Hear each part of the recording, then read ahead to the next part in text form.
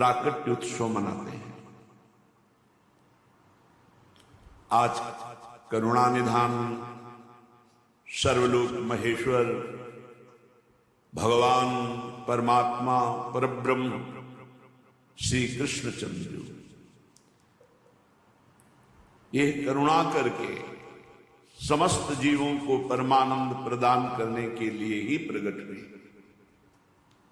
और ये प्राकट्य उत्सव सार्थक तभी हो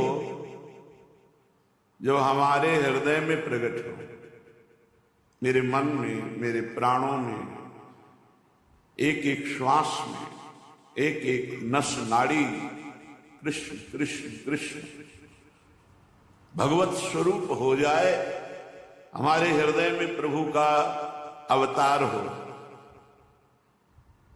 हमारे हृदय में भय प्रगट कृपाला दीन दयाला। देवकी वसुदेव जी ने महान तप किया कि संसार का स्वामी भगवान मेरा पुत्र बने। नंद यशोदा जी ये सब महान तप संपन्न, इनको सुख प्रदान करने के लिए भगवान प्रकट हुए। ये दुराचारियों का विनाश तो बहुत साधारण सी बात है। श्री सुखदेव जी कहते हैं कि उस समय की बात है जब लाखों राक्षसों ने, असुरों ने, दैत्यों ने राजाओं का रूप धारण करके पृथ्वी में आतंक मचा रखा था। अहंकार से भरे हुए, बल से भरे हुए पृथ्वी को आकांत कर रखा था। आक्रांत पृथ्वी त्राण पाने के लिए रो रही थी। ये उस समय की बात है जब यदुवंशी राजा शूरसेन माथुर मंडल, शूरसेन मंडल का मथुरापुरी में रह करके शासन करते थे। ये मथुरा समस्त यदुवंशी नरपतियों की राजधानी थी। मथुरा में सदैव भगवान की उपस्थिति पाई गई है। मथुरा में सूर्य के पुत्र वसुदेव जी का विवाह देवकी जी के साथ हुआ। ये उस समय की बात है जब नवविवाहिता पत्नी देवकी को रथ पर विराजमान करके वसुदेव जी ले जा रहे हैं। कंस बड़ा बलवान, स्वभाव में धूर्तता, वसुदेव जी से कहा मैं रथ हाँकूंगा, मेरी बहन है। और रथ के घोड़ों की लगाम पकड़ ली, स्वयं रथ हाँकने लगा। रथ चल पड़ा। जिस समय घोड़ों की लगाम पकड़कर कंस रथ हाँक रहा था, उसी समय स्पष्ट आकाशवाणी हुई, अरे मूर्ख, जिसको तू रथ में बैठाल कर लिए जा रहा है, उसकी 8वें गर्भ की संतान तुझे मार डालेगी। भोजवंश का कलंक। आकाशवाणी सुनते ही कूद पड़ा रथ से, तलवार खींच ली और बाल पकड़े देवकी। वसुदेव देवकी के लिए आदेश किया तत्काल हथकड़ी बेड़ियों से जकड़ करके इनको कैद खाने में डाल दिया जाए और बहुत ही कठोर पहरा लगा दिया जाए।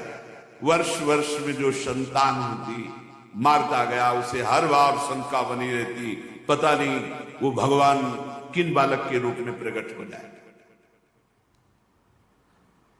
परीक्षित, पृथ्वी में बात प्रायः देखी जाती है कि अपने प्राणों का ही पोषण करने वाले जो लोभी लोग होते हैं, वो चाहे राजा हो चाहे कोई भी हो, वो अपने स्वार्थ की पूर्ति के लिए माता पिता भाई बंधु किसी की भी हत्या कर सकते हैं। माता की, पिता की, भाई की, बंधु की, मित्रों की, इष्ट की, किसी की भी। ऐसे स्वार्थी पुरुषों से कभी मित्रता नहीं रखनी चाहिए, इन्हें हानि ही होती है। जब कंस ने एक एक करके देवकी जी के 6 बालक मार डाले,